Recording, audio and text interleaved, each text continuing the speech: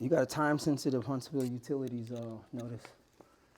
Might want to check that out, man, before we be in the dark trying to do a podcast. They'll get their money. I know that's right. Welcome to Nick's Infinite Podcast. I'm here with my man DK. DK Media Group, what's going on, fellas and ladies? If you could do one thing for all of infinity, what would it be? There's a lot of things I would do for infinity. You gotta pick one thing. Like One thing, and you take it for all infinity. Bless my family and humanity. You spend your time just taking care of people? No, just blessing. I probably most likely for infinity. No one lives forever, so. Yeah, but like if you were, that's your whole life taking care of other people. That's what you would want to do. Not taking care of them. I would definitely try and make it the playing field level to where everyone has an opportunity. So you'd get more into government. I wouldn't so much say for government. You said if I could do one thing. Yeah, but like you said, you would bless your other people. If that's the only thing you're doing, humanity, then that means you can't really do other things. You just got to keep blessing people. What does the Lord do? Whatever he feels like doing. All right, then. But you asked me what would I do for eternity?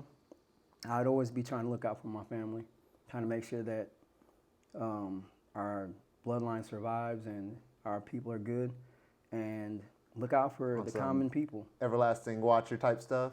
Like just always Not watcher, just, you know, that one person might walk down the street and find a $50 bill on the floor. You know what I'm saying? And I put that $50 bill there. He thinks it just popped, you know, like he's good luck. That's what I mean by looking out for people. I would have thought you would have went for or that woman.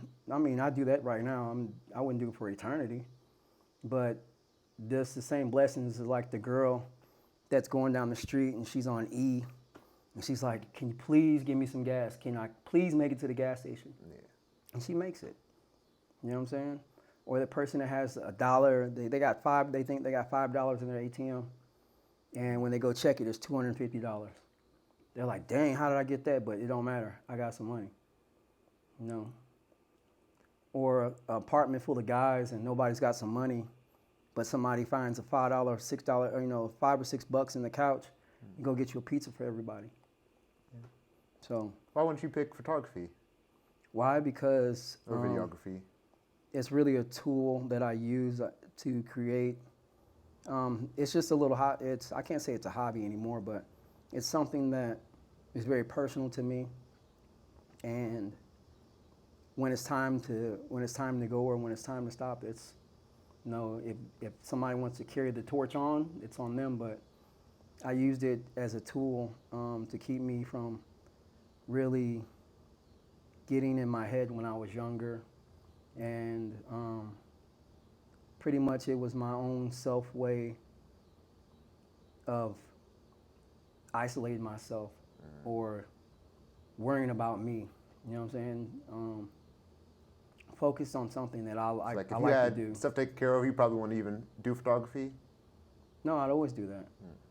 I mean, it's my passion. You know what I'm saying? Why don't you not pick that to do for all of infinity then? Because that's still a job. It's still something that you're still producing something for someone. But for yourself, because it's your passion.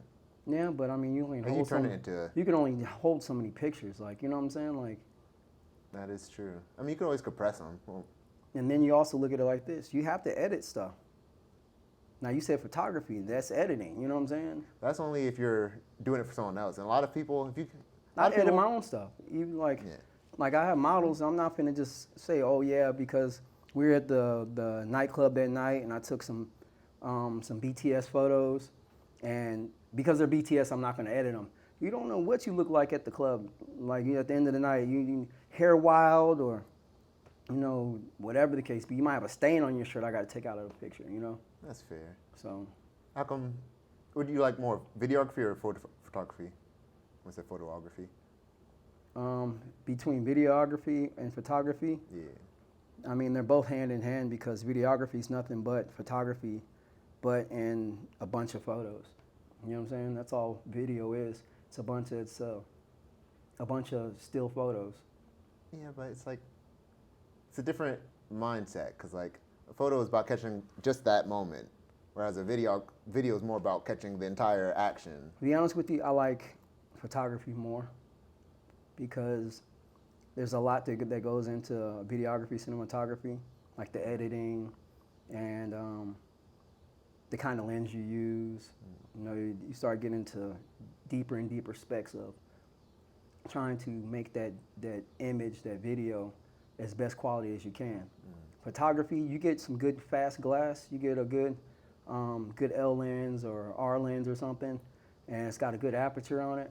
Yeah, no matter what you shoot, it's going to look pretty good. You know what I'm saying? That is fair, because like when I filmed with all other cameras before I got my M50, or took pictures with all cameras before my M50, it was just like, didn't really like photography. Like I like it a little bit. M50's still sharp though. Yeah. The M50's still sharp. It's all about your lens.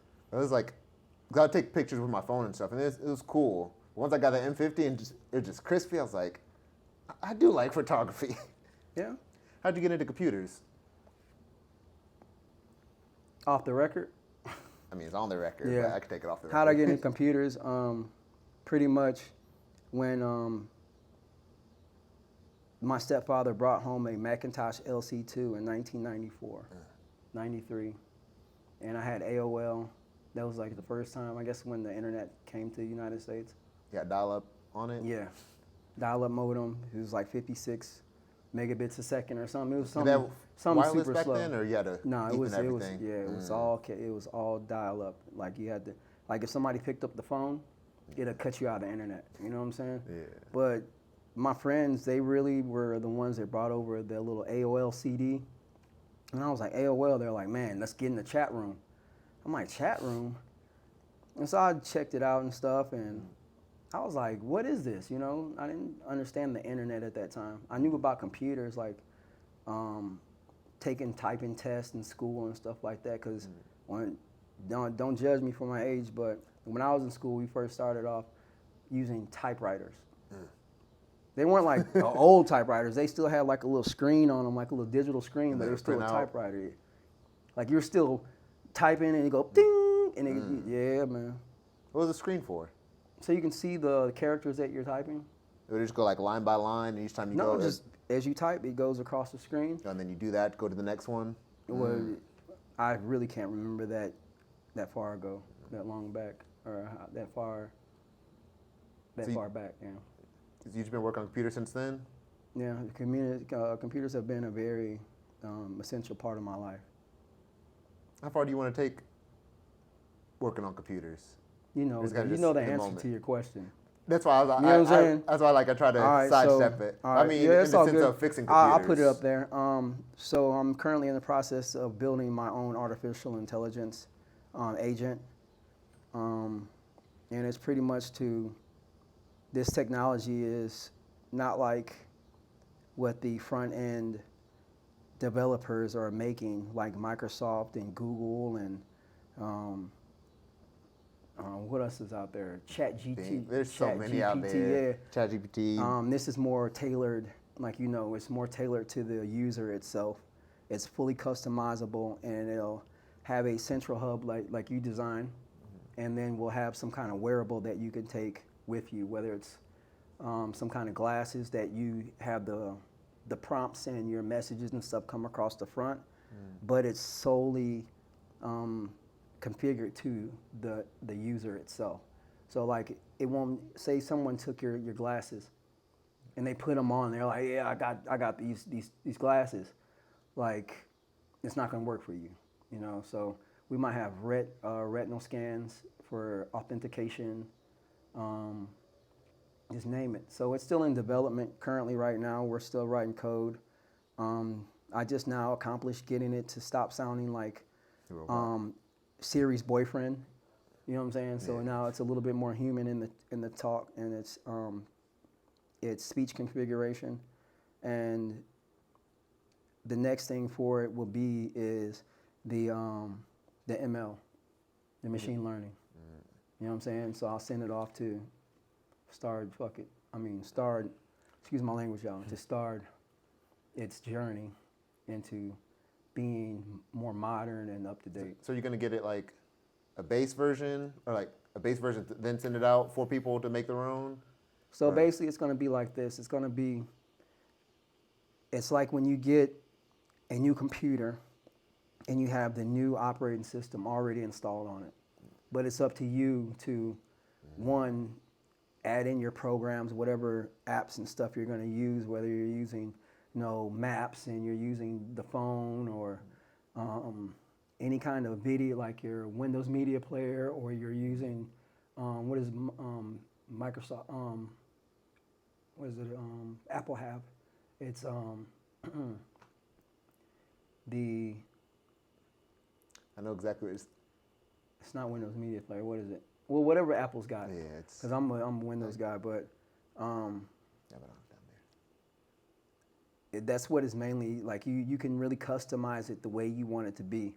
And one thing about getting this artificial intelligence agent from a major corporation is that they're just doing that for a mass of people. So it's not really configured to you. You can have some kind of memory storage, so it remembers your conversations and it can go back and remember what you guys were talking about. But if you said, "Hey, DKAI, I'm hungry," it's gonna say, "Hey, do you want Wingstop? Do you I know your things that you like to eat. You want me to order it for you?" You get what I'm saying? It has your credit card on file or whatever, and it's able to actually make that call. You get what I'm saying? For you, and order those wings, or set up appointments for your doctor, remind you to take your blood pressure medication.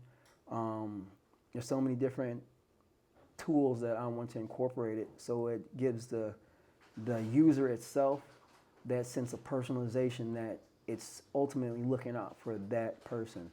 It's not. I'm gonna have some safeguards in there to where you can't really, be like, "Hey, I want you to do some." Yeah, you know what I'm saying. So is working on computers just a means to an end for you, or you eventually want to scale that up too? I generally just stick with things that I'm good at. You get what I'm saying? And I just go as it. And it's really a tool that helps me because, like I said, what I do for eternity, it's DK Media Group. So I like having people that are like-minded like me. Like we have the same goals and the same hobbies and interests that my talents can uplift everybody in the group as long as everybody is putting some effort into our vision. You know what I'm saying? What we're trying to accomplish. And if one person does one thing more than the next person, we're still a group, so everybody's gonna eat. You know what I'm saying? So there's no, "Oh, well, he got paid more than me," or I did the coding on this, but all he did was, do contract acquisitions. We're all a group. That was always a weird thing to me, because like, if we're all taken care of, what does it matter who got paid what? Like, yeah, so you can do something like. They call it FU money, and so one of my goals is once you get to $100 million, I don't care what anybody says. Like you're set. You get what I'm saying? Yeah. And so that's why I don't do little baby things like. Why'd you say 100 million? Why I say 100 million? Yeah. Is because I think that that's a fair number to say, like, even if you went to Vegas and you spent $200,000, $250,000, it didn't really put a dent in your total savings. You know what I'm saying? Like your total amount of, like you'd have like, what could you buy right now that you would wake up in the morning and you spent $100 million? What could you buy tonight? Say you had $100 million in your account wired to you. What could you? And I had to spend it. What? No, not that you had to spend it. What can you buy for $100 million and wake up in the morning and be broke? A rocket, or some type of company. Let's just be real. Let's be real. That's, yeah, like. But me personally, I would never like. Yeah, that's why I'd say I would bring it down to like 5 million, like 3 million to invest, 2 million to spend on the daily. 100 million, nobody's worried about anything. At $100 million, you're really worried about keeping people alive.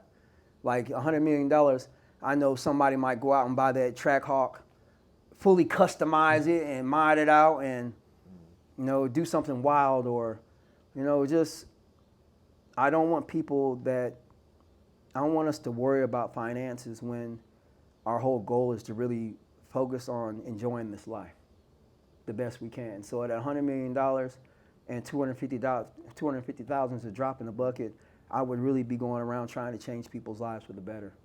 And for some people, even 20,000 is something that would dramatically change their current situation. Yeah. You know what I'm saying? Give them a positive outlook on like, damn, like I just came up.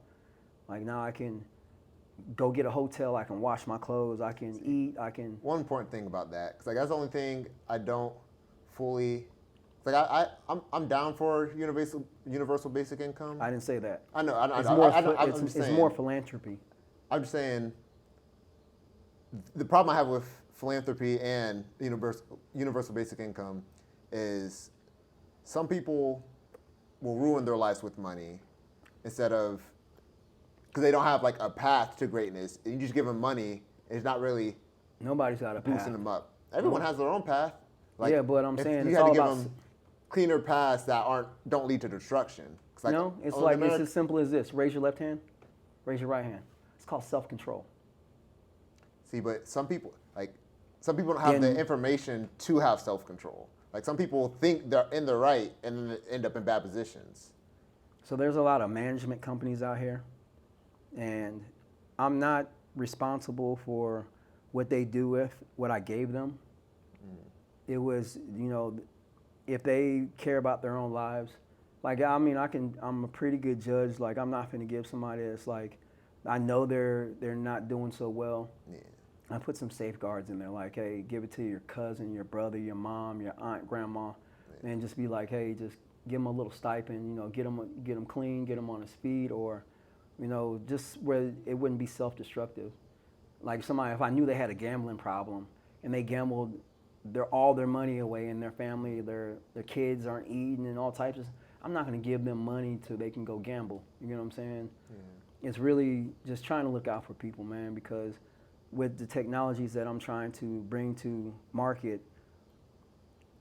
$1 billion, everybody gets 200 million, like 200 million, bro, let's be serious. Like, I'm not buying Bugattis. I might be out the country. I'm going to let you know that right now. Oh, yeah, definitely travel. Yeah, I'm definitely going to be out the country, but I'm not going to be buying rockets. 1 million. She was at 100,000. I'm out the country. I'm going to be all over the place. I'm probably going to be buying other companies and trying to make those companies better, and then just get a steady stream of income by partnering with different startups and stuff like that. Mm-hmm. If they're good startups, like not like you wanted to come out with a digital toilet bowl cleaner or brush, you know what I'm saying? Yeah. But like a good startup that's probably starting off as like a nonprofit or something. Like there's plenty of good ideas out there that are being either overlooked or they don't have the resources or the knowledge of how to bring their ideas to the masses. Yeah, to actual reality, you know what I'm saying? Like, I know a lot of people that when I was growing up, they used to have like little sketchbooks, and they even etch a sketch. Remember etch a sketch? They could like. There's a lot of brilliant people out there that I would like. How I'm sitting here, I'd like to pick their brain and be like, you don't know who's the next Nikola Tesla, or Elon Musk, or Albert Einstein, or just any brilliant mind. And they might not know they have a brilliant mind, So it's things like podcasts and just talking to people, getting to know. That's what I mainly use my platform for, is to be a voice for our community, for people that need a voice and people that have pretty much interesting things going on that they went through or they're going through in life. You never know unless you ask. And there's a lot of people that if you didn't talk to them, they're not going to talk to you. Like me. So your audience knows this is like the third time I've ever been on camera. Like seriously, I've had pictures and stuff like that, but as far as like being in front of the camera and letting people know who I am, that's something that's rare. Because as my group, I have enough people in my group that are photogenic and they're very talented and they're artists and they go out and they're very good with being in the public eye. Mm-hmm. Me, I'm good at controlling image. You get what I'm saying? Putting your story out there. Like I give all my artists and creative control of their processes. So like, I'm not like no Diddy where you be in the music video with your artist. No, I'm not one of them. Yeah. But give me your vision on what you think, what's your idea of how this should be shot, because it's your music, it's your video. You know what I'm saying? Yeah. And I do the hard part of it. I bring their vision to where other people can view it. You know what I'm saying? Yeah. I tell their stories, but through my art, which is photography, videography, and media. If you had $100 million and you had to spend it, what would you spend it on? I'd probably buy a quantum computer. That's a good and one. Probably be the first person to map a human brain. I don't think. Well, now I don't think you would be able to beat them. I say them, but just general people already on it. Well, I don't know. That's an interesting one because I don't know if they brought over the quantum computer to the brains yet, but you would think they would. It's a lot into it, man. It's a lot into it. You got to think about what these quantum computers can do. Yeah, it's just a matter of like where they're at and what they're doing with them. Because like I know just the one that I don't remember who had it, but they mainly just work on math problems. But like I don't know if there's anybody working on a quantum computer for other computing problems.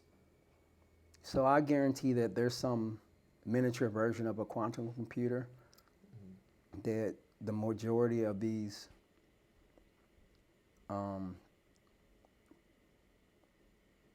technology companies have. Like I'm pretty sure Google's got one. For sure. What is the other one? Facebook's got one. Zuckerberg, I know he's got one.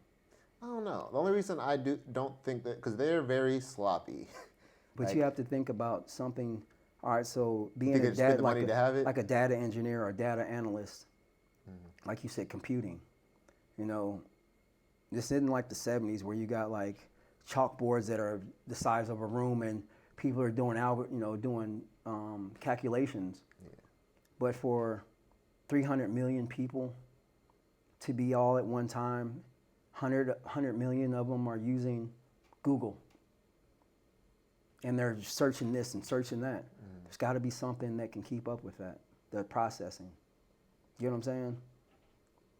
See, that's why I believe Google has one, because one, they're rich, and two, data's the whole thing. So they need something that can help them with the data.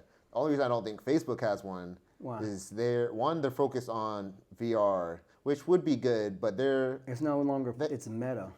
Yeah. So you got to think, they're not just Facebook anymore. Yeah. Meta's got Instagram, they've got Facebook, they've got Oculus. Oculus, yeah. So they have to have a higher something to compute.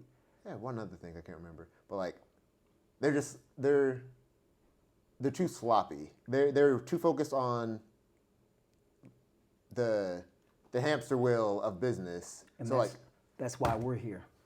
Yeah. They're focused on making a profit off bringing technology to the masses. You know what I'm saying? Just like Microsoft, they're bringing Windows 11. They brought the TPM and the secure boot and BitLocker drive encryption and stuff like this, so everybody can have the same technology. But what about if you had your own Microsoft branding or Microsoft Infinity? You know what I'm saying? Yeah. Like that's tailored to what you use it for. You know what I'm saying? People, and make it open source. That's a problem that I have with some of these things, because like the company Microsoft, come October 8th, I think it is, Windows 10 is obsolete. So you're making all your people that supported you through Windows 7, Vista, Windows 8, 10, all these different XP and stuff like that. All these people that invested into this software to continually upgrade their systems, you put them out, you hung them out to dry, because now all of them, whether you have a desktop or a laptop, now you have to get something that has like the TPM, the Trusted Platform Module. That is a chip. That's an actual device that goes on the motherboard. If you have an older desktop or laptop, you don't have that TPM. You could get like a dumbed down version of Windows 11, but you get everything that comes with it. You know, people can infiltrate your system and you're screwed. You get what I'm saying? Unless you know a little bit about computer science or cybersecurity. You get what I'm saying? If you're up to date on what's out there, like virtual machines and sandbox and I call them honey traps, but you're able to really protect yourself, because these major corporations, they're continually pumping out different new software,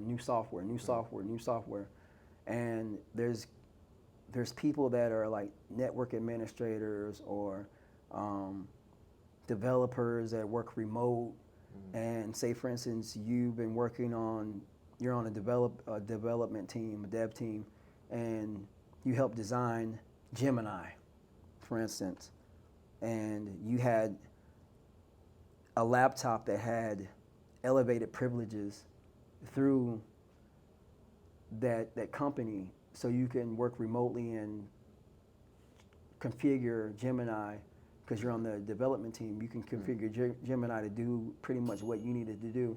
Or if somebody on your team had a problem with their computer, or even a problem with the company, throughout the company. And now somebody broke in his car and stole his laptop. Now those same elevated privileges are on the dark web, and somebody could buy it, and then now they can get into your system, because there's no checks and balances.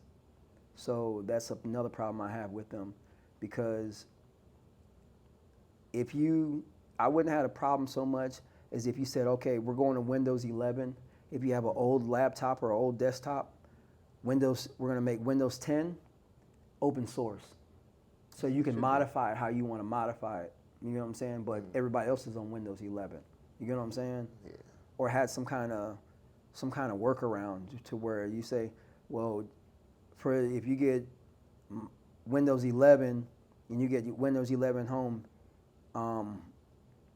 H edition, you don't have to have the TPM or Secure Boot or BitLocker drive encryption. You don't have to have all that, those tools. So you know what I'm saying? Like you could have a workaround, but to send out a mass message to saying like, look, after October 8th or whatever the date is, you're going to be out there. You know what I'm saying? You're not going to have any system updates, no support. So you really left the people that supported you and got you where you're at as a corporation. You just forget you guys. That's why I buy a new laptop and get Windows 11. You know what I'm saying? Yeah. People, we're talking about money and stuff. I know people right now that $2,500 is probably all they have in their account.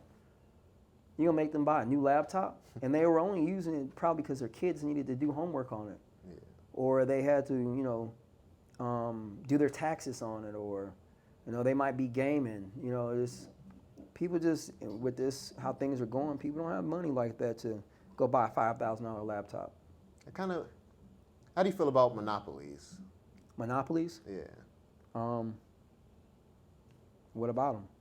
Well, it's like I have a form of government that it's kind of it's not really monopolistic, but to get there, you would have to start monopolies, and then it would break down for monopolies. But I feel like the competition that capitalism brings is actually counterproductive to things getting done. So like Microsoft and Google theoretically should be computer operating system company and then the data company. But like because they're both separate companies, they have to compete. they start doing stuff they don't really need to be doing or know how to do, and then they screw everybody else over. Because like, if Microsoft wasn't so worried about like, oh, someone might come in and swoop this, like make money off our idea, or we're not gonna be able to make money off this, they probably would just open source it. But they probably know that if they open source Windows 10, some genius gonna find it, make it perfect, and no one's gonna touch anything else of theirs. And like, if there was just a system where it wasn't really companies, it was just a goal and everybody's working towards that goal. GitHub. Yeah, like like just a worldwide GitHub. I feel like the world will finally start moving rapidly. So the problem is they have shareholders. Yeah. You know what I'm saying? They're publicly, most of these technology companies are publicly traded companies, and they have board of directors and stuff like that, and it's a machine. You know what I'm saying? It's not like, you have your CEO, your COO, your CFO, your CDA, and you got all these you got all these different C-level executives, and they all are responsible for a certain thing. You know what I'm saying? The vision to get it going forward, the sales, freaking bringing in new customers, product development, and it's there. So once you get that big, there's not one person that really is going to each department like, hey, this is this, that, and the third. It's pretty much a machine after that. And to open source something is like telling a pharmaceutical company, like, look, make freaking Claritin or whatever drug. Release it. Just make it free. Make it free. You know what I'm saying? Show them how to make it. So the people that came up with the intellectual properties and the research for that drug, they want to continue to get paid. And you got to look at it like the people that are investors, the shareholders that have stock in these companies, they're looking for gains. They're looking for profit. You know what I'm saying? So they should get rid of the whole system. Like it just because like shareholding. But I wouldn't call it a monopoly though. Yeah, I just say monopoly because like they take this thing and everything goes through them. But like in my I'll just explain it. I call it the guild system. So how in like you play video games, right? No. You watch anime any? No. Well, the guild system pretty much it would be like the Adventurers Guild, and they would have all the data you need to go adventure. They'd have all the stuff you need to train to be an adventurer, and they'd have all the jobs of adventurer. And so like, if you want to be an adventurer, you don't got to go to a bunch of different companies. You just got to go to the Adventurers Guild, and they'll have everything provided for you. You can find a team. Only if there's no other entity that's doing that same thing. Because like the point of it wouldn't be for them to have any power. It's to provide options for other people. So like you could have, you can make your own Adventurers Guild, but it would be your Adventurer Guild. It's not like the main one where everybody has access to it. Like you could go off and like maybe have like specific, you can do whatever you want with it. But the main one for everybody has access to it, and you can do whatever you want off base from there. And then like from there, I mean that's just the Adventure Guild that from anime and video games. But like where I want to bring it into is like computer companies. Like we have so many separate like chip companies, and instead of working on the single best product and like not arbitrarily, but like talking through, oh, this is the best thing, and just making it and like have different tiers. Like this is the best we could do. This is like the cheapest we can do. That would be more productive than just getting something out there. And it's like that's what they do. That's what they do. For what we do, it's going to be a standard model that comes out to the market, and from there, the machine learning that your individual agent goes through is pretty much learning continuously. It's no cap on the software. You get what I'm saying? Mm-hmm. Because it's going to upgrade itself. It's going to keep. The only thing that we might run into is storage. Yeah. We might have to have some kind of script that in the coding that says like, hey, after 3 years, you lose the last year of, of data. You know what I'm saying? Unless you specifically want to keep that file or that that data. And I want it to be where I just want to make it a level playing field because I I don't have a problem with capitalism, but I think that certain technologies should be for everyone really. You know what I'm saying? Like See, but I think inherently you do have a problem because through capitalism, nothing will ever be for everyone. It's literally about each person capitalizing as much as they can, and that's why. as much as they can, but I put it like this, like if my AI came it was if I told my agent to start doing cancer research, finding everything it can about cancer research and look at different resources and try and come up with some kind of system or some kind of um, I want to say like some kind of development, something that's new that's not been tried or just come up with something. Let me see what you come up with, and it comes up with something that is might be useful to actual people that are dying from cancer. I'm not going to sit there and say, you know what, for this data and um, this research that my agent came up with, and we actually give it to a university or some kind of like what do they call it, the what is it, the health place where Dr. Fauci worked at. What is it called? CDC. Yeah, like the CDC or something. You know what I'm Yeah. saying? I wouldn't sell it to them. You know what I'm saying? It's like having the Children's Hospital, St. Jude's. You know what I'm saying? Like if it's gonna help people,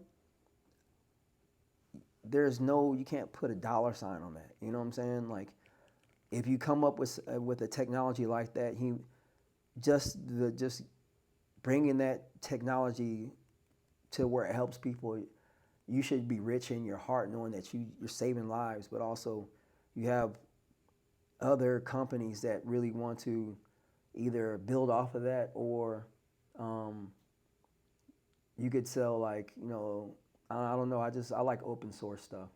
You know what I'm saying? That where brilliant minds can actually join a team if they have a good idea, Yeah.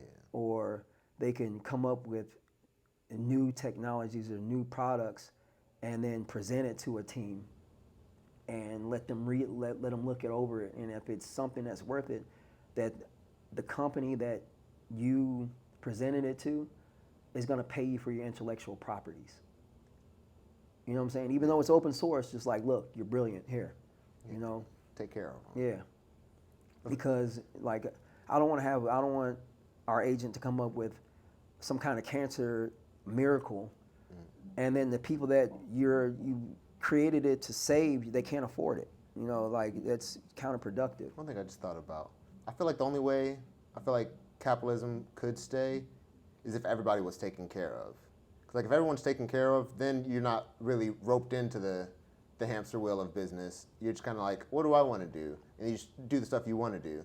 Like because people aren't taken care of, they're like, nah, I got to do this because if this falls through, I'm gonna be on the streets. But like if there's no option of being all the way down, you probably won't be worried about all that. You'll just be more focused on what you do. I believe some people need a hand up. You know what I'm saying? Some Yeah. people, they don't need $100,000. They just need something that can get them to where they're back on their feet and they're able to make some moves to keep the ball rolling. Um, and if you got the FU money, you know, I believe that I would have some kind of contest. You get what I'm saying? Like, um, for our developers, I'd say like, whoever can fix this, or come up with a new extension for this program. Whoever comes up and have your users vote on it. What's most helpful to you out of these new extensions that came out for your agent?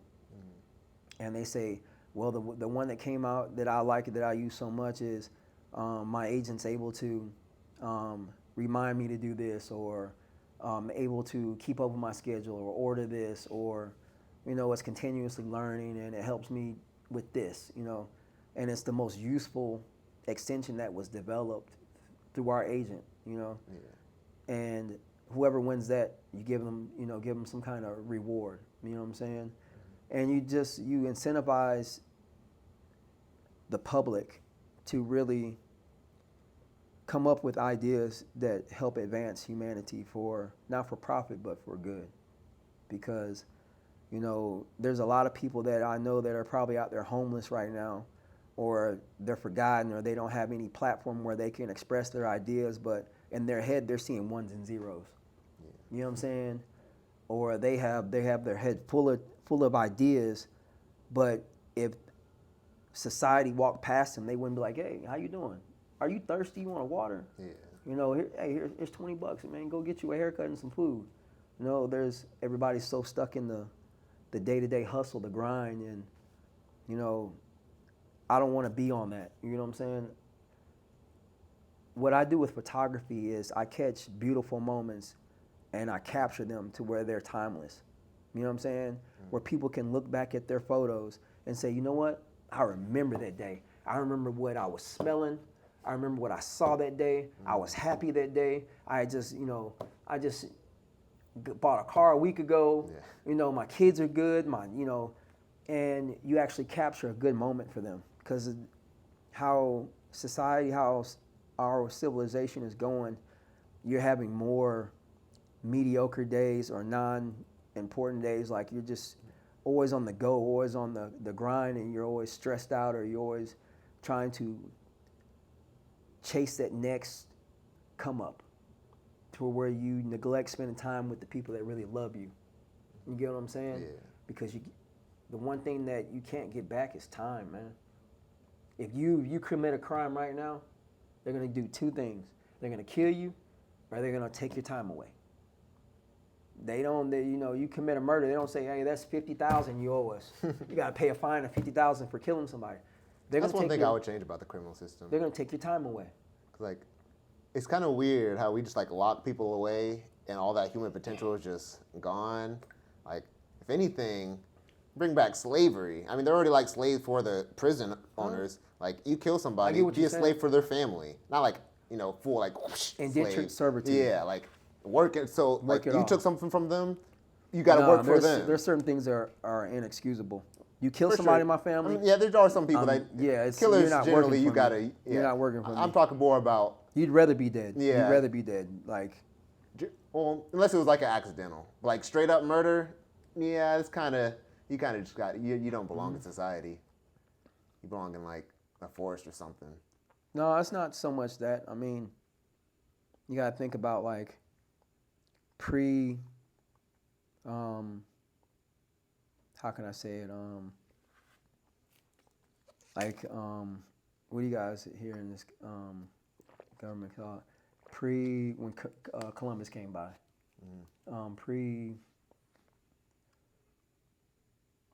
What's the term I'm looking for? Federalism. I think we started federalism. Before colonization, pre-colonization, it was there was no laws. You know what I'm saying? There was no rules, so murder wasn't even looked at as really murder. You get what I'm saying? Because you had civilizations that were sacrificing people. Yeah. You get what I'm saying? You still killed them, but you sacrificed them. So it wasn't really, murder. But with today's society, I wouldn't say that murder. I wouldn't say that taking a life is bad. I'm a combat veteran, so I wouldn't say that taking a life is bad. I think that it's really just a thing. Yeah, it's just life, man. Yeah. You know what I'm saying? Whether you do it on accident or you do it for protection, safety, whatever you used it, whatever happened, I believe that unless you just premeditatedly just wanted to kill somebody. Yeah, those are the people I would lock. You got something that's not really lock balanced. Lock up, throw away the key. But that's the society we live in, man. There's murder for hire. You know what I'm saying? So it's once you say capitalism, people, If you can kill somebody and they're giving you 2,500 to kill them, and you need that money, and that's what you do. Like, what they call them, sicarios in Mexico? Sicarios? I don't know. Yeah, they call them sicarios. They're pretty much hitman. Or what about mercenaries, and that are outside of government Yeah. That's what's interesting. rules of engagement. You get what I'm saying? Yeah. You're still a hired hitman. You know what I'm saying? You're just doing it internationally. You'd think there wouldn't be any mercenary camps in America, but Yeah, they're there's called. a decent amount, like private bodyguards or something like that. No, I mean your Second Amendment. We have the right of To bear arms. militias. That's pretty much a gang Yeah. or an organization that To defend their rights. they work together. What was your favorite thing about growing up Native American or part Native American? Being different. Being different. I feel that everybody has something in their family that makes their family unique to the world. You get what I'm saying? Yeah. Whether it's food or it's music or it's culture or just the way that you live as a clan or as a tribe. You know what I'm saying? What'd you eat growing up? Say what? What'd you eat growing up? Everything you ate. I really didn't eat. My family weren't cookers. We had like hot dogs and canned peas or greens and some noodles sometimes. We order pizza sometimes. Order pizza. Yeah, but we never cooked that. So I'm gonna Not take for you real, down for real. memory lane.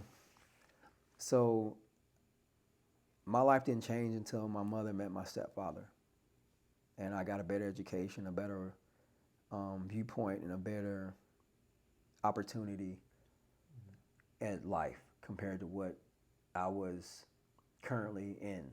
Yeah. I was born in East St. Louis, Illinois. I was raised in St. Louis, Missouri, and still to this day, like, I've lost a lot of friends. I've lost a lot of people that I cared about, and by murder and stuff like that. And had I not had a change in life, like I still was a knucklehead. You know what I'm saying? But that's where we get into photography and stuff like that. It really helped me. I probably wouldn't be here talking to you. And I grew up where we stood in the food stamp line, and that was just to get the stamps. Then we went to another place, and these were actual, like a book of food stamps. And we got a big can of peanut butter, big can of butter, or shortening. I don't know if you know what shortening is. It's like a little white oil, like, how you describe shortening? It's like solid oil. Yeah, it's like a white oil, you know what I'm saying? And we got big old loaves of bread that wasn't sliced up and stuff. We got powdered egg, powdered milk, freaking, what else we got? Cornflakes. We didn't get frosted flakes, we got cornflakes. And See, hearing that, EBT done got out of hand. Man, but we got big block cheese, big old block of butter. That's pretty much all I remember because I wasn't allowed to go in the refrigerator when I was younger. You know what I'm saying? Like, but my granddaddy had a garden, and that's where I first started stealing tomatoes, man, everything, man. His garden, he used to come after me, but like, oh yeah, like he I don't know how my grandfather could tell, but he knew if somebody was in his garden, you know what I'm saying, taking stuff. And so that was my thing. Tomatoes with salt and pepper.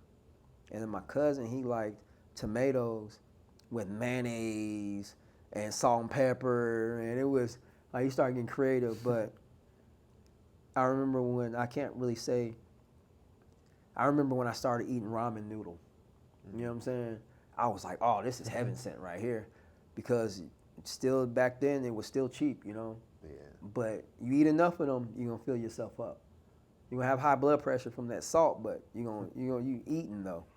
Yeah, once my parents found out that we liked ramen noodles, it was ramen noodles, green beans, and then sometimes he would throw some hot dogs in there. But Like we used to go to this church that was my aunt Pam lived where she lived at. They had this church. We used to go to this church and go down to the basement of the church, and they give us free lunch, like a sack lunch. And it was only for the kids, you know what I'm saying? And at the end of the street, we had this candy lady, and back then, $1 is 100 pieces of candy. So like, what? Everybody eating candy, and it was, you know, those are. Even though I look at it now today, and I'm like, my kids, they're very fortunate, you know, like 12 years old having cell phones and getting a car at 16, and you know, I didn't have none of that. I worked my butt off. I got a truck. I got a Chevy Lumina that was passed down to me when I was 17, but I slaved for it. I worked for everything I had. Then we wound up giving that to my grandfather, and I wound up buying a 1989 Ford Ranger single cab. And the only thing that I had in there that was current had a Block Punk 10 on a bandpass box, a 10-inch subwoofer. And when I'm talking about like that 10, I was doing better than 12s, you know what I'm saying? Because I had a nice amp on it. Man, I was just into, you know, it's something I enjoy, you know what I'm saying? Yeah. I enjoy music, you know. That's one thing. Granted, my speakers are kind of dying, so I'd be blasting them, but I have to have a good sound system in my car. Like, I hate other people's cars, and they just be, like, it's playing music, but you don't feel the music. Yeah. I don't watch a lot of television. I can tell you the last time I looked at television was like maybe 9 days ago. I'm not really into television. Like you can't ask me who's playing what game. You can't ask me what's going on with the Kardashians or what's going on with this new show. Netflix. Yeah, like I got Netflix, but I don't even remember my password. Like it's just another password to keep. And so I use Authenticator and stuff like that, but I don't know if you can keep your Netflix password on your Authenticator, or what do you guys call them, the Passwords app or whatever? Yeah, like Passkey. Yeah. They have a bunch of them, like Samsung Pass, all that. So I generally I'm usually writing code for our technology, or I'm fixing a computer, or I'm out consulting about computer stuff, or I'm out doing a production. What do you do to relax? Work. Be around my people.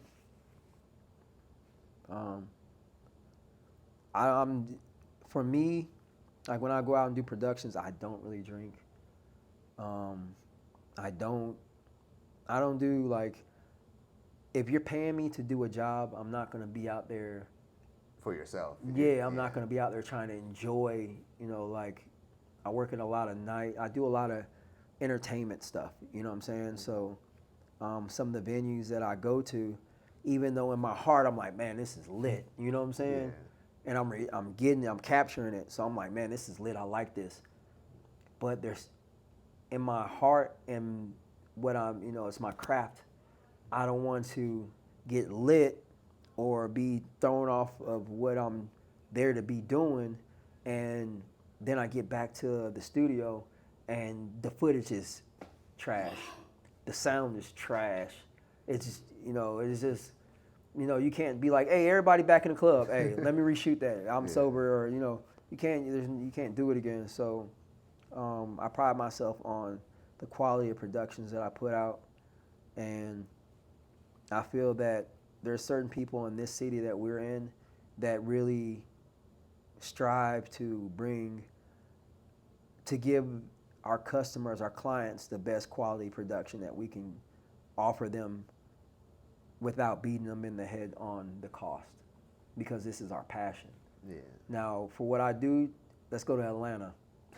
$10,000-$15,000 for simple music video, Mm-hmm. So I really try and understand, because I'm using my talents as a platform to where that venue owner can get more patrons into his club or his bar or his restaurant or whatever his business is, and he's hired me to do capture these moments.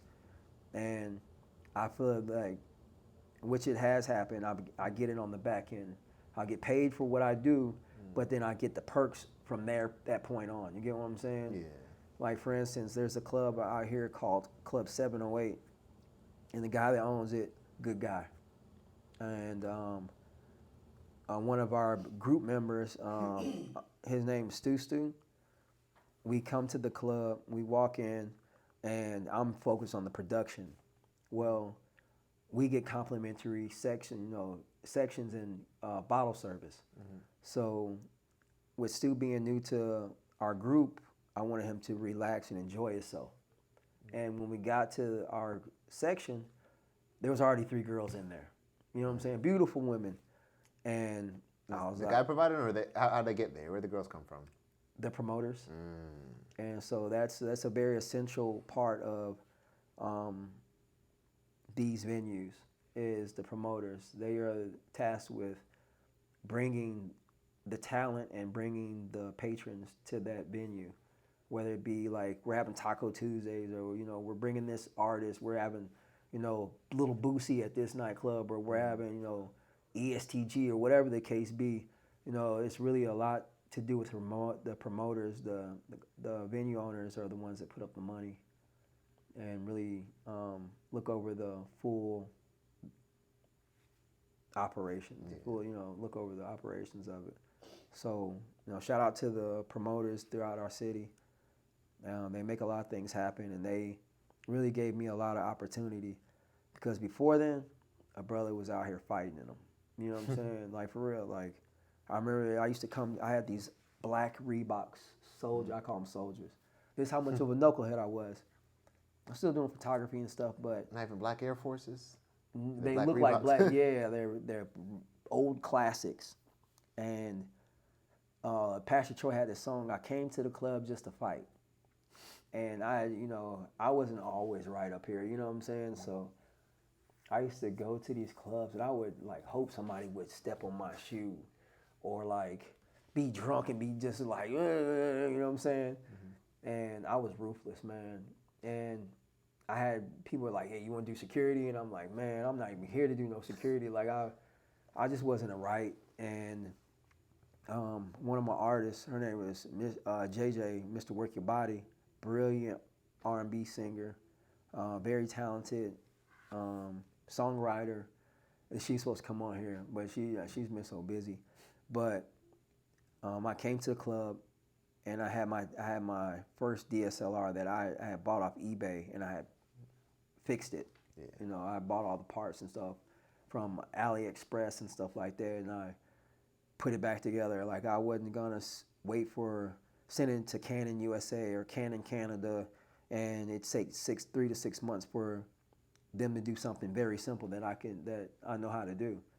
And I went to this club. One of my friends was like, "Hey man, come out and have some drinks," but I wasn't even trying to drink. I went to the club, and there was this person that was on the dance floor. It was like I was there trying to really get a spot where I can talk to the owner, where I can start shooting for their nightclub. And respectfully, well, she has a talent. She can sing her butt off. You get what I'm saying? Yeah. And I remember hearing her holding the mic and singing, and they're playing the music, and I'm like, "That's your song?" She was like, "Yeah, that's me." And I was like, "What?"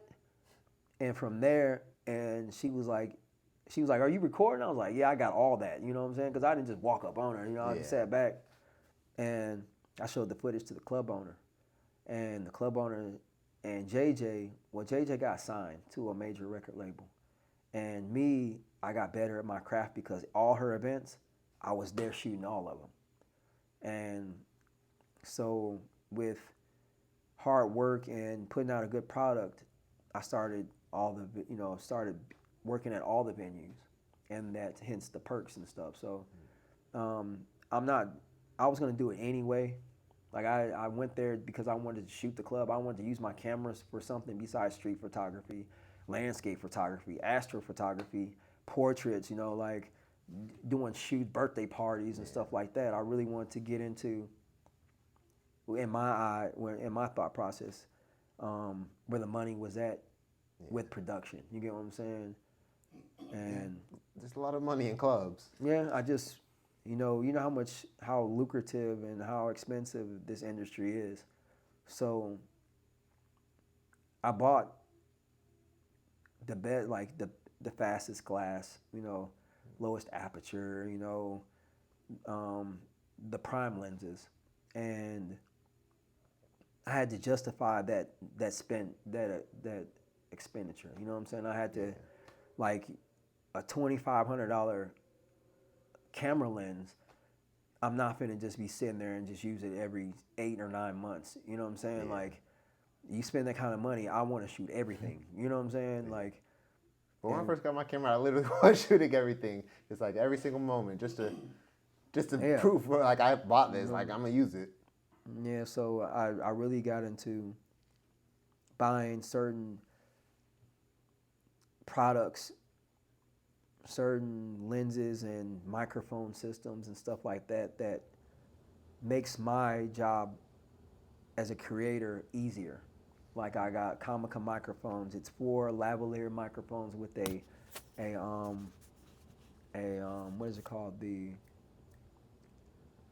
transmitter. You know what I'm saying?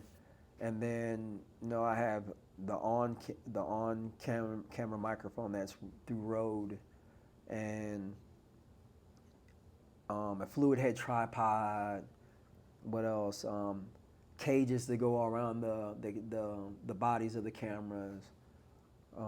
Lights, off camera flash systems, speed lights, and studio lighting. What else?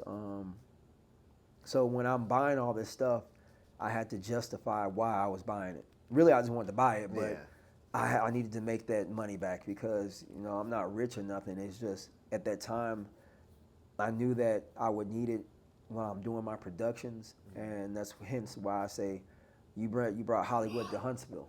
You get what I'm saying? Like, because nobody else, everybody, you go to these concerts and stuff, everybody's like this, and they'll go home and edit it.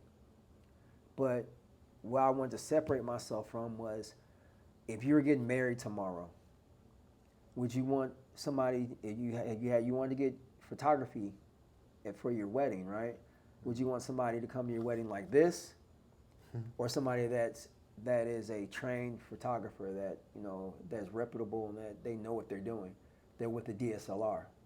You get what I'm saying? Yeah. The iPhone or whatever, your Android can do the same megapixels and stuff. Like, you still can get the same good picture, but it's like you want to go with what is industry standard. You get what I'm saying? Yeah. Like, you're not going to go to, say for instance, Ice Cream Man. If you got somebody coming in, they got the white van yeah, with the the pictures white, on yeah, it. exactly. Yeah. I feel that you'll be more trusted buying ice cream from them than if Someone pulled up in a minivan. if DK came through in his little minivan and was like, "Yo, you want some ice cream?" You know what I'm saying? You really doing that, you might still make sales, but then you really are hurting the industry standard for the ice cream man that invested in that ice cream truck. You get what I'm saying? Yeah. So even though these cameras shoot crazy megapixels and they can do all these different, they have different tools on them that you can, filters and stuff already built in, and you can post directly from your phone to whatever platform. Think about the people that came up with these DSLRs. You know what I'm saying? Like, that's why I stand by Canon, is because Canon didn't make no video game system. You know what I'm saying? They didn't make a microwave. They didn't make a TV. Their colors are awesome. Yeah, usually the best companies are the ones that focus. You know what I'm saying? So, if I'm gonna, that's why no one's messed with AMD. if I'm gonna hire a photographer, and somebody's taking the time to invest in this technology, they're serious about they're investing in their equipment. I'm not gonna, even though I could cut corners and be like, hey, I can have Brandon come over here with his iPhone and shoot it, and it's still gonna come out good. But I don't want to change the industry like that. You get what I'm saying? When it's already been changed, because think about, you got these Sony shooters. No, I'm not dissing Sony, but got Sony shooters. They're like, yeah, our camera bodies is the A6400 and the whatever models they have shoots the best low light. You know what I'm saying? But at Sony, what made you go into cameras? When you know what I'm saying, we had speakers and Walkmans, and I just got some small subsidiary. You know what I'm just saying? Looking at what the competition is doing. Like you want to get a piece of the pie. I get it, but don't change the industry now. You know what I'm saying? What if Sony just came out with a camera that looked just like this, and it had the same specs as Canon's flagship cameras, and you offered this for $200 when I have a $9,000 camera body, not to even mention the lens price. You know what I'm saying? Yeah. Just to me, it's a little bit of respect and a level of educating yourself, because even though you have this right here, if you go from a room that's light to a room that's dark, how are you going to manually change your aperture on your phone? Very difficultly. You get what I'm saying? Yeah. If it doesn't do it automatically, Yeah. how are you going to do that? You didn't learn that. You know what I'm saying? Yeah. But now as a photographer or a videographer, if you go from a light room to a dark room, you know how to operate that camera to where you can get a good picture. Yeah. You know what I'm saying? And I learned the hard way. Like, you haven't come by the studio yet, but I have like 60 something cameras on the shelf. That it's the step by step that I've went through from the age of 7 all the way and built myself up to today. And I was shooting film cameras. So back then there was no digital camera. You just had film cameras. And if you didn't have your composition right and your settings right on your camera, they was either overexposed or it wasn't in focus. There's so many different things that having a film camera, you really had to be on point. You get what I'm saying? Yeah. You really had to be on point. I was fortunate that, we had there wasn't Walmart at the time. Well, there was, but we didn't have it. We had a place called Venture in the Midwest, and you could drop off your roll of film, and they develop it for you and give you negatives with it, inside the little. Did you ever learn to develop it yourself? Yeah, I have done that. I had a dark room, but I didn't have the means just to keep up with it, and my family kept me trying to keep me on the straight and narrow with education and stuff like that. So they never really took it serious. Like, hey, like he's gonna be good at that one day. Yeah. Like, you focus on that. They were like, hey, get in that book. My mom was even making me homework. Let me say it's spring break and I ain't got no homework. She's like, no, while I'm at work, I need you to go back. Look, you got your books? And I'm like, yeah. And she'd be like, all right, well, chapter 10, 11, and 12, hey, I'm going to check it when I get home. You're like, it's summertime. But, I understood why she did it, though. So I was working out. My dad usually let me have my free time. Like, he made me, run or sit up, do wall sits or push-ups. But besides that, he just let me have free room.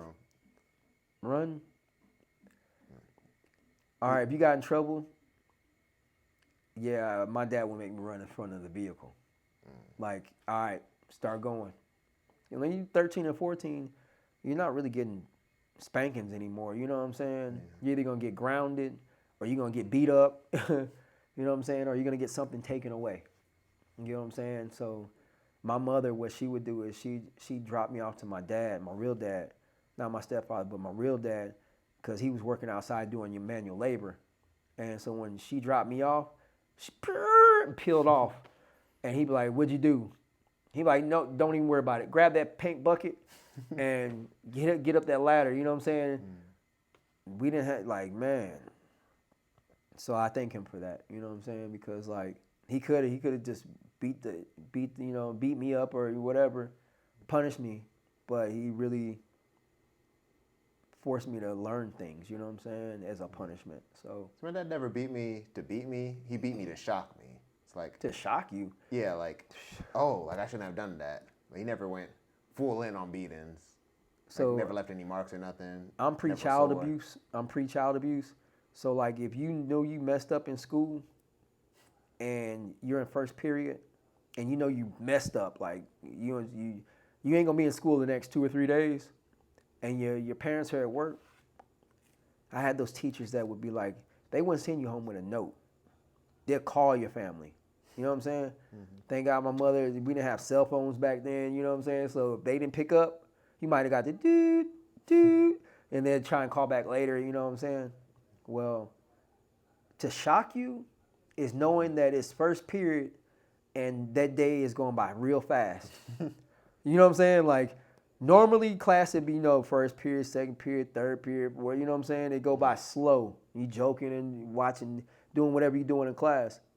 But when I knew I got in trouble, the shock effect was that the day is going by real fast. And I know my teacher talked to my mother, or the principal talked to my mother or father, and I know what it's gonna be when I get home. That shocks you right there. See, I never got in trouble at school because one thing my dad always told me is like, no matter what you do out there, you gotta come back here and deal with me, and that kept me on the straight and narrow. I still didn't care. Yeah, I still didn't care. I get a whooping or get beat up or whatever. I go to school the next day still joking and having fun and cutting up like it. And I felt like teachers knew that stuff because they saw my arms. They saw my, you know what I'm saying? Back then, we didn't have like people caring about you getting beat up. You know what I'm saying? You go to school, you got welts on your arm, your neck, your hands, black eye, Teacher, you sit down in class, teacher just looking at you like with a little smirk on her face. She knows she got you beat up, you know what I'm saying? Man, now you get CPS quick these days. Yeah, these days. But how'd you get into the military? How to get into the military? I went to the MEP station, or to the Armed Forces Recruiting Station.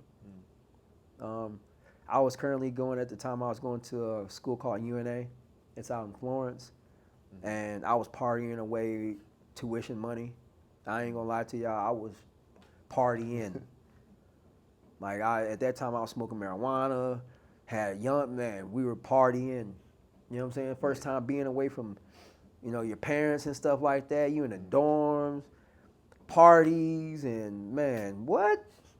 I was having a good time. And I wasn't too focused on academics. So I wasn't like all the other kids that I was in school with at that university, where their parents supported them while they were in school. I'm still eating ramen noodle in the dorms. I can't even go to Burger King and they got buy one, get one free deals. I ain't got to buy one, you know what I'm saying?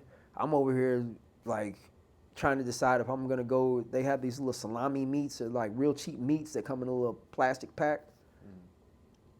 It was choose that, and like the little small potato chip bags you get a box of them where they come like 20 in a box or whatever, little potato chip bags.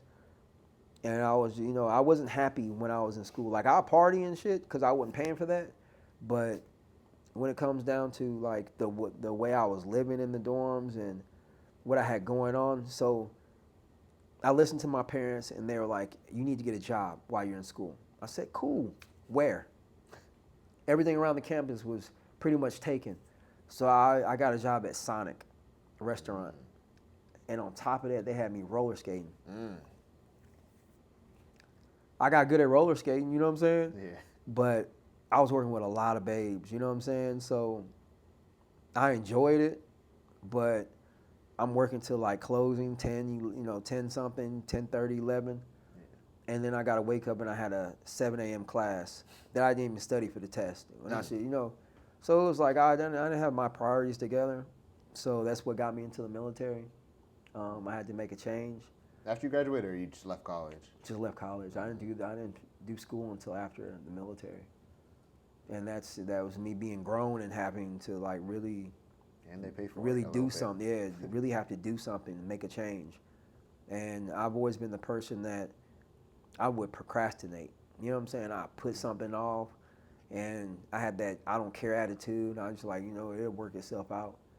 But as I got older, I was like, nah, it's not gonna work itself out. You got to do something, bro. And what made you leave the military? that's confidential, man. You know what I'm saying? Yeah. Everybody got their. I mean, I'll tell you off camera. You Yeah. know what happened. So that's all I can say about that. Would you go back if you could? Or you like? I always what I'm good at. I'll always defend this nation. You know what I'm saying? Because the people I love are here, and our bloodline has been here so long, and it's just this. No, I mean, you gotta look at it like this. Our country is not the United States if it was like every other country. There's a reason why people come here in mass migrations. There's a reason why we have capitalism and we have all these freedoms that a lot of these other countries don't have. And if I'm able to protect that way of how we're living here, I'm gonna jump on that. You know what I'm saying? Because it's benefited my family and it's benefited myself and the people that I'm around.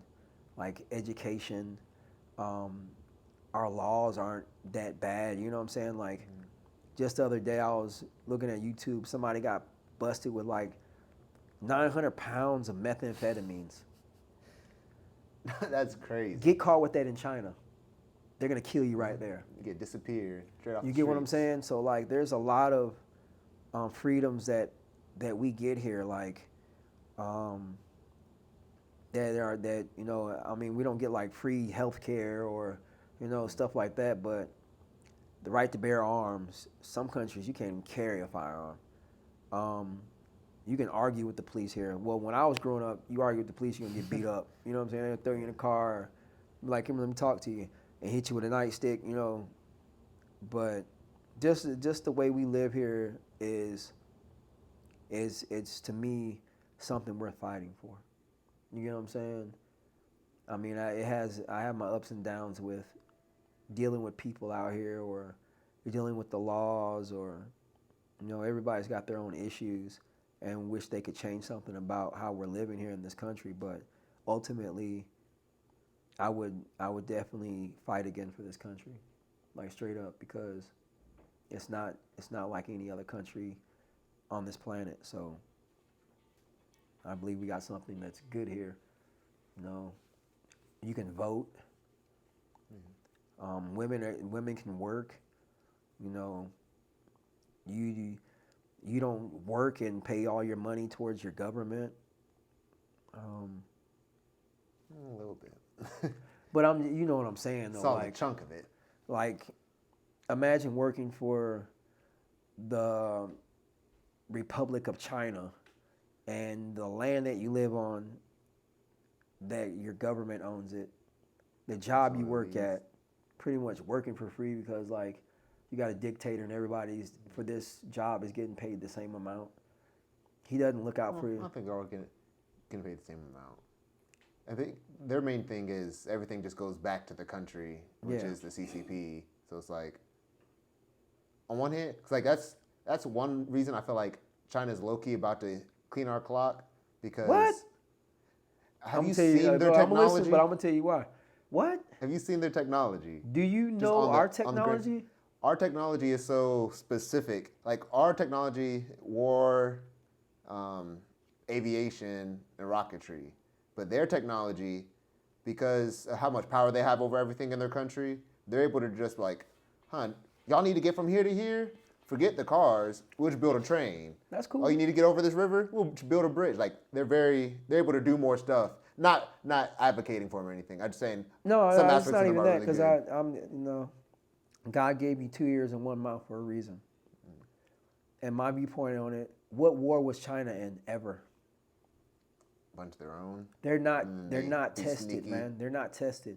There's this thing called American pride.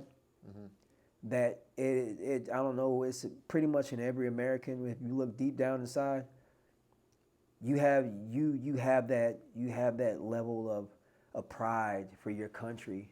You have that that call it a duty. That these countries, if you have a dictator that's barely feeding you, you know, you're in a country where you can only have boys and only have one girl, and they kill the rest of the girls. That's the old China, not the current China. I'm just saying in general. Yeah. In general, when you oppress your people, they're less likely to want to fight from you. And that's why Look at some Russian soldiers now. They're begging drone operators in Ukraine to not kill them. See, that's why I'll never say Russia, North Korea, any of the But other you said dictators. clean our clock, and because we've been battle tested. We're hardened, bro. I mean, I don't mean clean our clock in the sense that they're going to take us over. I mean, just they're going to be like, we might have a chance to come back because we've always been the number one country, but they're moving more towards betterness, even though they still have the dictatorship and, you know, they do stuff, but like they're moving more towards people just being people. Like, I'm not trying to talk bad about China or anything, but when I was growing up, China was not the China you see today. Nah. China, it was, you could either see an African nation on the TV talking about feed the children, or you could see a, you know, the Chinese Chinese, protests and yeah, bad like stuff. it was bad, man. And like I really, like I was telling you about my friend, he's from China, and I met he was a brilliant kid. You know, like I don't look at, I'm not a race type person. I'm not, you know, I don't shit on people. Excuse my language for your podcast, but I don't look at stuff like that. When you said cleaning our clock, now I actually look at stats. You know what I'm saying? I actually think logically. They do have some new technologies that that they have developed, but we have our own skunk works. We have our own. I want to say. How can I put this? We have our own black budget. You get what I'm saying? Yeah. Like what is that one that has the robot dogs, and you know, we put a freaking a drone helicopter on Mars. You know what I'm saying? Like our technology is similar. It's like this. If you don't feed your soldier, you got 1 million. You got the most soldiers for one country as your fighting force, right? Mm-hmm. What good is a soldier if you can't feed them? You get what I'm saying? Yeah. Our military men and women here, we have the highest defense budget. Like we spend the most on our military compared to any other military in this planet. You get what I'm saying? Yeah. And they actually get time to shoot and train with those weapons. China, you might be in the ribbon guard, you know what I'm saying? But they label you as a soldier. You know what I'm saying? And then if you're oppressed, it's like going to war against North Korea. You know, like I'm not talking about them badly as a country, but when it comes to military might and achievements, the U.S. is unmatched, man. I'm just going to call it what it is. Russia, in war with Ukraine, their equipment wasn't taken care of. They wasn't kept up over the years. You know what I'm saying? You're still using Soviet Union tanks, and you know what I'm saying? See, that's one thing about like the rest of like America's still very, oh, we're gonna get attacked. We gotta take over places. But the rest of the world's kind of like, that was a war back then. Let's move on. And China, they spend a little bit on the military, but they're really spend everything on their country, and everything just, they've caught up to us so quick. And then Russia, they only really started that war because they didn't want Ukraine to become an actual UN state, and he wanted to keep his border safe, and that's why he's like, you know what, we're just gonna do this. He wanted to restore the former Soviet Union states back to the Russian Federation. I don't necessarily think he wanted that because, like, I know what he. it doesn't in do my anything for opinion, him. in my opinion, what he wanted is Ukraine's resources. You know what I'm saying? Ukraine is pretty much the breadbasket of Eastern Europe, and not only that, but like Putin, I'm not gonna talk bad or good about him as a leader, but everybody's got to have checks and balances. From my understanding, with certain treaties, we weren't allowed to bring other people into NATO. You get what I'm saying? Yeah. Well, that's another thing. He wasn't allowed in NATO. Okay. But check this out. We're not allowed to bring other countries into NATO, but who says you're allowed to take countries under your control at your will? That's why I think, because like he's a smart dude, or at least he portrays being smart.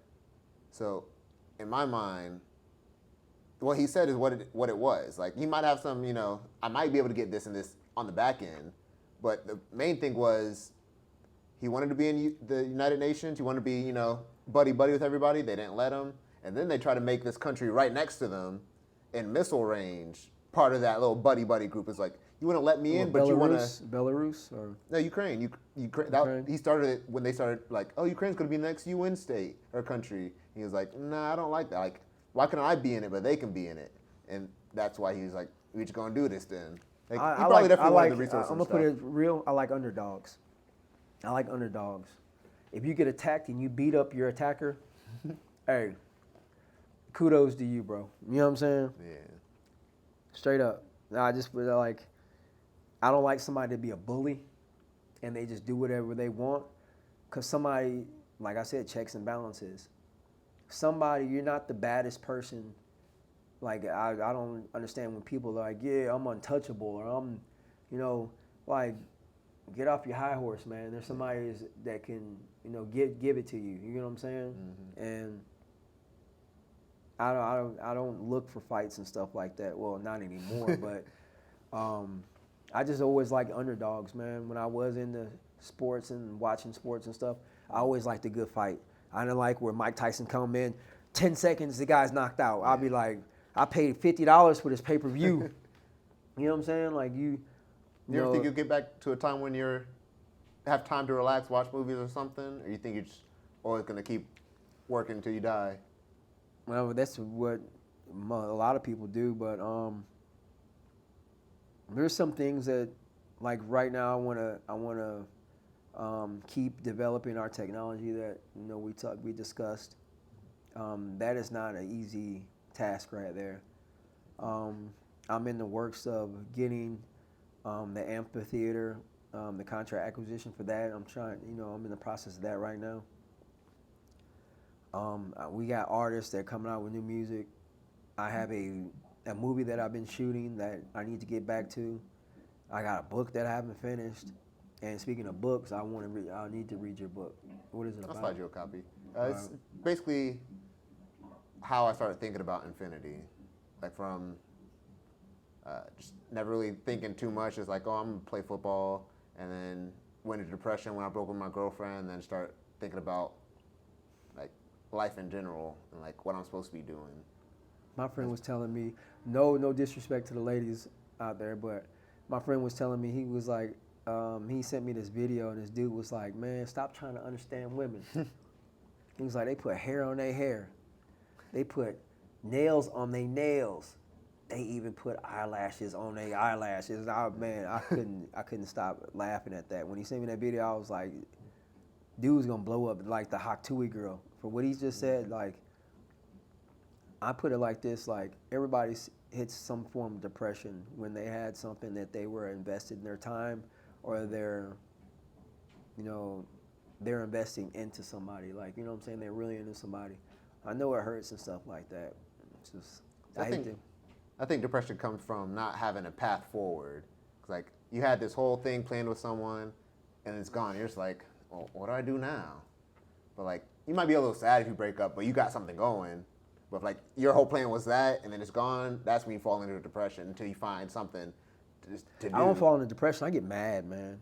I get mad. I just be like, you know what? Let me sit my butt down somewhere. Like I'll try and if it's something in my doing, I really sit down and analyze myself or like how I'm moving or what I'm like. Only my faults. You know what I'm saying? I don't. When I break up with somebody, I'm not sitting there like you. I'm really doing that's the time to self-reflect and come up with my own plan You know, is it salvageable? What did I do wrong? Can I correct my, my wrong? Or um, really focus on the next thing coming. You know what I'm saying? Not the next person, but what my goals are. You get what I'm saying? And like, time is important, man. And like, if you got somebody that's good to you that's out there, and not everything's perfect, you try and work with that. You know what I'm saying? You try and make each other better, as partners. But you That was know, that's the only reason why I take blame in that relationship. Cause like I want to break up. Cause like I want to do a bunch of stuff, and she didn't. But looking back, like to me now probably could have did you like not know moved her that into when you were that. dating her? No, cause like she would do some things, but like she's Gradually, very. it started getting to where she wasn't doing anything. I mean, it was just like because we had just graduated, and I was like, she would have kids, but only if we were rich. And I was like, but I want kids. We just have the kids, and we'll deal with that. We deal with it later. And she Do you didn't really think? like being on camera too much.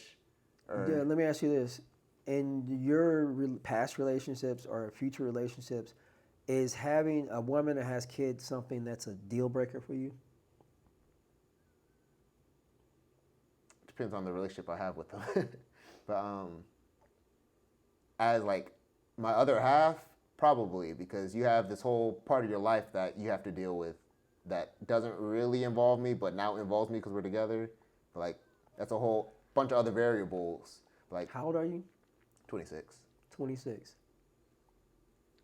At your age now, and later on, and as you go through life, you're rarely gonna rarely gonna run to a woman that's 26 or older that does not have a child. Like, you know what I'm saying? Like, from my interactions in life, the older you get, they've got kids that are growing up. You know, I like, think you just gotta be in the right spot, right time. yeah, you go to these little booty clubs and you find you a little fucking 24 Nah, year nah. old. You gotta go And to a nah, you gotta go to a it's never cafe it's and just never sit nah. down, see two girls just chilling. Maybe go back a couple of days. That's a regular routine. You talk to them.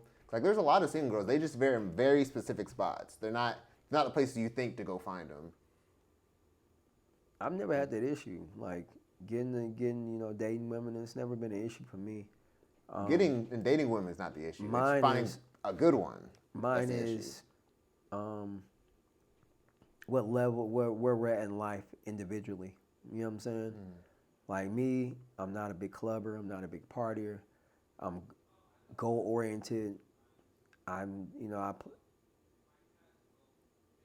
I can say that I'm very competitive, and I'm not an easy person that like is just very sociable to where I can be in a public environment and think that I'm gonna get along with everybody in the room. You know what I'm saying? I usually just focus on what I'm there to do. It's time. It's hot. Oh, it's hot.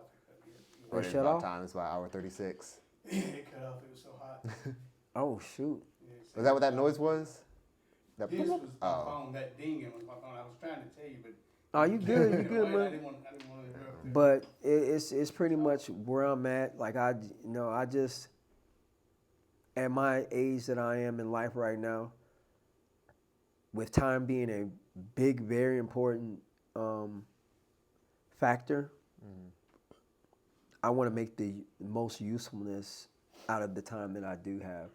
If I meet somebody in the process, yeah, that's a plus. But for me to focus strictly on that, in the bottom of my heart, I feel like I'm slacking somewhere else. You get what I'm saying? Like Yeah. I'm letting something, I'm not paying attention to something else. And that's where me not watching TV comes to. Like I get enough enjoyment out of doing something that I'm interested in. Like, some people can come home from work, they worked a hard day, and they'll sit right there at that table and put a 150-piece puzzle together. You know what I'm saying? Yeah. Or, like everybody's got their little hobbies and stuff like that, and there's not many things that stimulate my brain like education, like learning something new, and not just learning it, but understanding it and trying to learn it on a level to where you're either very proficient in it or you can teach it to someone. You know what I'm saying? Like, I didn't just buy these thousand, multi, like $4,000 to $9,000 cameras and just be like, you know what? I just plan on shooting, like just random, like just use it every other year or something like that. Yeah. Like it's got to be justified, and it just so happens that my entertainment is what I do for a business. You know what I'm saying? Like, yeah. So it's like this. I tell these people, so a job is only a job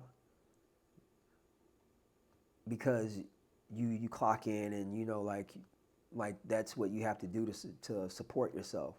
Mm-hmm. But when you do something that you love, it's not really a job. It's something that you love doing, but you just happen to make money doing it. You get what I'm saying? Some people go to work and they're like, man, I can't.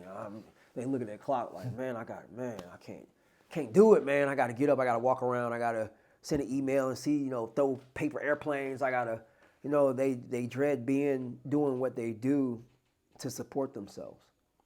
But I'm just fortunate. I can't say everybody can do it, but if you're able to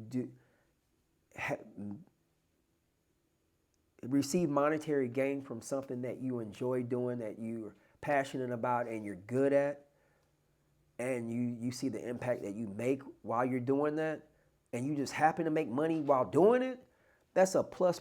Like you're gonna go there and you're gonna be in a somewhat good spirit. You know what I'm saying? Like I do things that stimulate my brain, and it's continued education. You know what I'm saying? Because like if you do something and they have you lay brick, and they've been laying brick that same way for 100 years, and you've been doing it 25 years. When you go to lay that brick, there's nothing that's changed. You're just like, and you're just laying it, Instead, I would be that bricklayer that's like, you know what? What are the different types of brick? Yeah. You know what I'm saying? What on the West Coast, do they do this kind of style of brick? Or they do stucco on the West Coast, Like I would try and make it to where I'm challenging myself and learning something new, because at the end of the day, it's only going to make you better as a bricklayer, a mason. You know what I'm saying? So you can learn stuff from some TV shows. I can't hang with people I can't learn stuff from. Like, I learn from you, I learn from you. You know what I'm saying? Like, call it what it is, man. Like, I can't be around people that talking on just like stuff that has nothing to do with anything. Not only that, I just, it's like, if I'm not learning something from you, I'm like this. And then I start getting in my head, like, why am I here? Like, what? Like, why am I even hanging with you? Yeah. You know what I'm saying? Like, what are we doing? We gonna stare at each other? You know what I'm saying? Like, when I'm with my people, we're working on a project, or they might be working on fixing their car, and I learned something that I learned something from doing that, or they need help doing this, and I help them with this, and I learned that. At my age, I'm not playing video games with people, man, and that's just me personally. None of my people call me like, hey, bro, you want to play Xbox? And I'm like, nah, you know what I'm saying? Like, I think you just got to wait until something legitimate comes out, like something that like is fun and learn where it's like. Oh, I play. Like, I ain't gonna lie to you. Like, my son can every now and then get me to play some games with him, and I feel bad because he beat me every time. Like, you get tired of getting beat. You know what I'm saying? I've been out the gaming world so long. Like, we're playing these new games. The buttons are different. Controllers are different. You know what I'm saying? It's faster. The graphics are like, I don't know what I'm doing. Because there's like a new wave of MMOs coming out, but the one I'm excited about is called Ash of Creation. And they pretty much try to make an actual fantasy world. You can have a job, a house. That's like The Sims. That's like The Sims. It's like The Sims, but fantasy. I'm excited for it. You can build up a city. That's when you plug yourself into the Matrix. Because look, in real life you could be poor as poor as everything, but in that game, you're living a life that you only dreamed you were living in reality. But you could also So make money off it. And instead then of facing your reality, you spend all that time in that game because you're popular in there. You got the nice cars in that game. You got multiple houses. You got 2 or 3 women. You know, you can do everything you want in that game. But when you shut that system down, and you got to go out here and you got to work, and you got to face this reality. You know what I'm saying? I feel like only losers don't face reality. Some people, it's just like another thing to be doing. It adds on to the reality, not. Yeah, I I mean, not to facing each his this own. reality. Yeah. To each his own. Like, I don't knock people who play video games at all. Do your thing, you know what I'm saying? But There me, definitely are those people out there, though. but me, like, I used to play video games. Back in my day, we had actually arcades, you know what I'm saying? And, like, I got into, like, Street Fighter and Contra and, you know, just name like all the old games. That's how long I've been out of the gaming, you know. We use well, I'm not even going to get into that. What we use game consoles for, you know, in tech world. But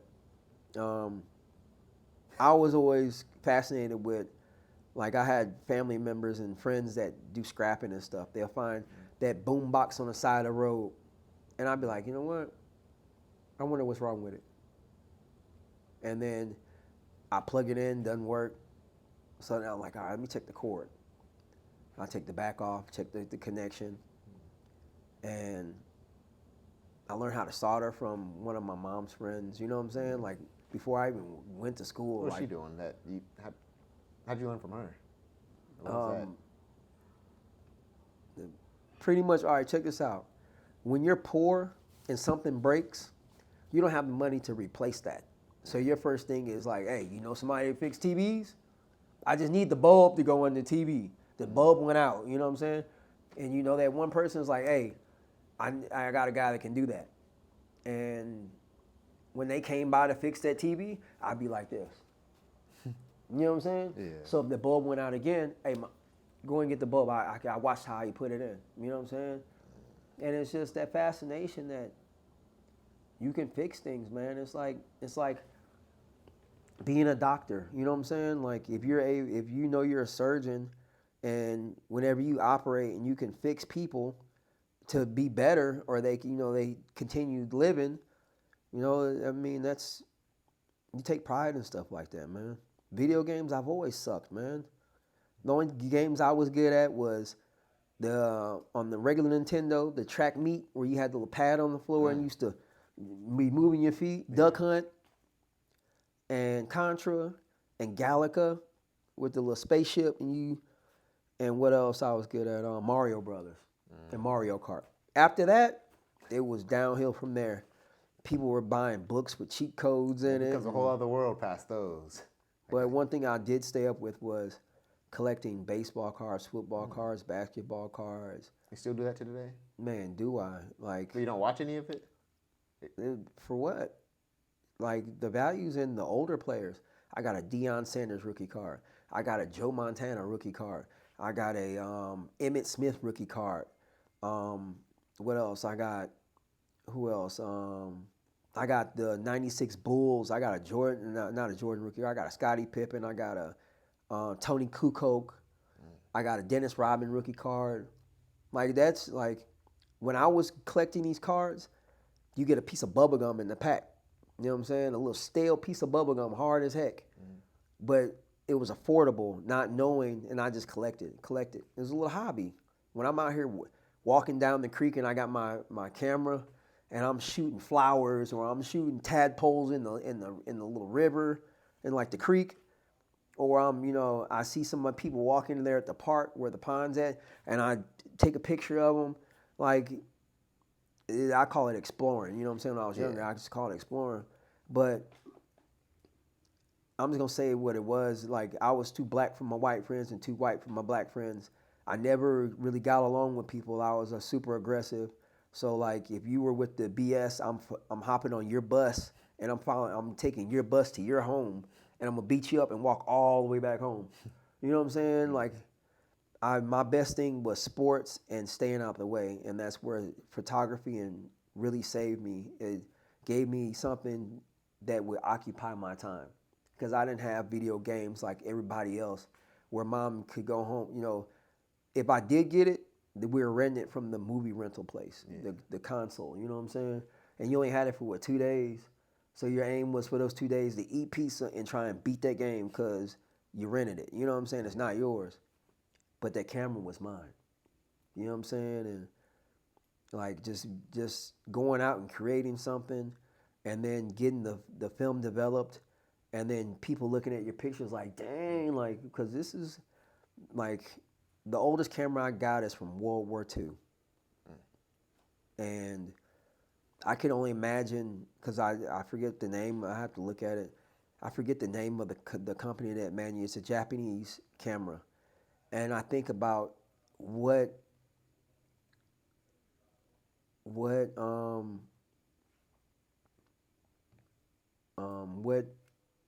intellectual properties went into the design of that camera.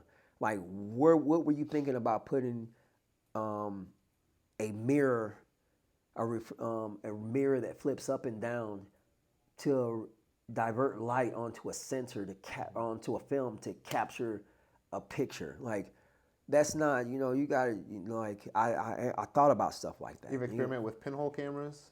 Where you take a film in a can. Well, there's this thing where you take a can, cut the top off, put a film in, poke a hole in it, put some tape over it, and then you just sit it just somewhere sunny. And then when you take it out, it'll burn the whole image. And yeah, we had kaleidoscopes. That's you turn it this way and you see the little confetti move, and like, for what I was doing, and I had that camera, man, I was before my time, because nobody that I knew was taking pictures, man. Like you adults were, but at my age, there was nobody, especially being of brown descent. Like, people at my age, they were worried about getting Patrick Ewing tennis shoes or wearing starter coats, trying to get that girl, trying to be cool, But when I was growing up, it was not cool to be smart. You know what I'm saying? Like the teacher sit there and ask a question in class, and this is from our homework the night before, which I did it in class, and but she asked a question, and the whole class is silent, and she's like, "So who did the homework?" And the class is still silent. I'm like, "Look, I'll say the answer." You know what I'm saying? Yeah. And she's like, "No, Mr. Kruger, no. We don't want it. We know you did your homework. No, I want to hear from such and such and such. And if you did this so many times, like, damn, man, like, oh, nerdy ass, like it wasn't cool. The girls wanted the cool dude, man. And I just, my family didn't invest in material shit like starter coats and nice Reebok pump shoes or Jordans and Patrick Ewings, and I didn't get none of that stuff, man. I didn't get none of that. So when I go to school, I'm smelling like kerosene and cocoa butter. You know what I'm saying? Yeah. And I probably got the same socks on from the day before. What I ate for breakfast was whatever was on the counter from the previous night. Like when I was young, me and my mother lived in my grandma's basement, sleeping on a pallet. You know what a pallet is? Yeah, just blankets and. Yeah, man. Pillow. This is winter, summer, when it rains, like it would, But I'm fortunate for that, man. I wouldn't change that for nothing, man.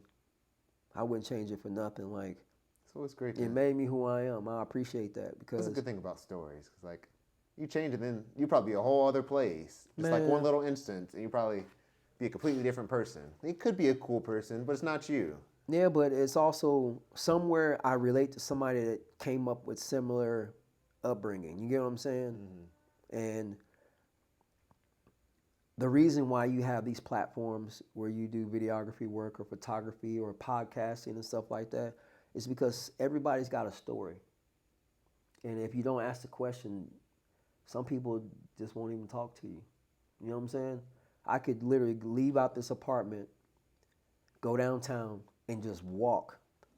And I guarantee not one person would say a single word. Well, we're in the South, so they might say good evening. If you catch an eye or something, they might nod or something. You know what I'm saying? But no one's trying to talk about nothing unless they're trying to sell you something. Because when I was growing up, if you messed up outside, like you got in trouble throwing rocks at cars or something, your whole everybody that your mama knew that lived on your street is beating you up on the way home.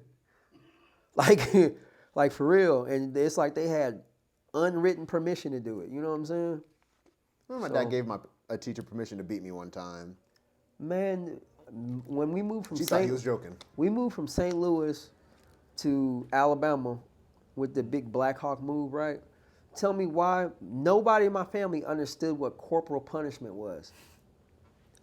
So if you're late to class, you're tardy too many times, you go to the principal's office and he gives you a paddling. So when we first moved here, my mother was just giggling inside. And I was like, what? You know what I'm saying? Like, she knew I was good at football and stuff, but it was like, what are you so like happy of? Like, what are you smiling about? Like, what's funny? She was like, nothing. He was flying on Nothing. you. And so I remember I was sitting down, she was cooking something, and I saw this little pamphlet for the school I went to on the counter, and someone was like, read that, man.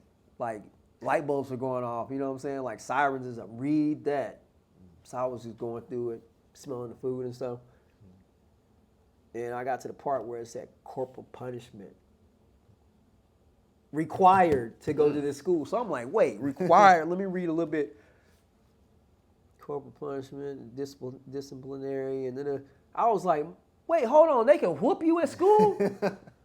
Man, she had this look. It was like even more pronounced. Like the smile, I was like, you knew this the whole time before we moved down They here? sent me from the young bullies to the old bullies. Man, and that principal, like you go in that office, like take your wallet out your back pocket. Pull your pants up. And when he hit you, I swear it echoed through the whole school hallways. So when you went back in class, everybody was laughing and you know. But that was something different. That was a culture shock for me, moving from the Midwest to down south.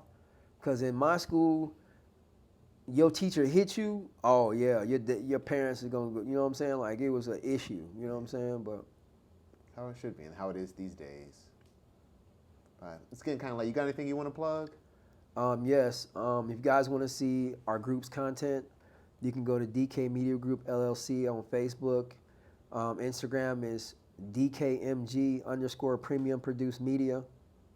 We have a YouTube channel, DK Media Group LLC on YouTube. Wow, there's so many things we got, like, for real. I'm DeAndre DK Kruger. You can find me on Facebook, Instagram. Instagram is DK Illuminati, DK_Illuminati. That's one thing I was going to get into, but it's late. Conspiracy theories. We'll get it next time. It won't be a next time for me. It won't be a next time. I'll probably be in the director's chair, helping you with your productions. But I wanted to really take this opportunity to challenge myself to actually get in front of the camera because I'm not accustomed to that. Yeah. You know what I'm saying? Like, when I'm sitting here having a conversation with you and your platform, my mind subconsciously starts thinking Think like, about working. yeah, like, no, like, what, hey, is it still recording? Like, what kind of lens, what's the aperture set at? You know, Yeah. is our microphones peaking? Mic check, you know, like, that's where my mind's at, you know what I'm saying? But also, I didn't have me, you know what I'm saying? Yeah. Like, by doing what I do, that's how we met, you know, like, it's, It allows people to do what they do, and then you help them do what they do. yeah, it's rarely that you just bump into somebody like, yeah, I'm a photographer, or I'm a videographer, or I edit, or, you know.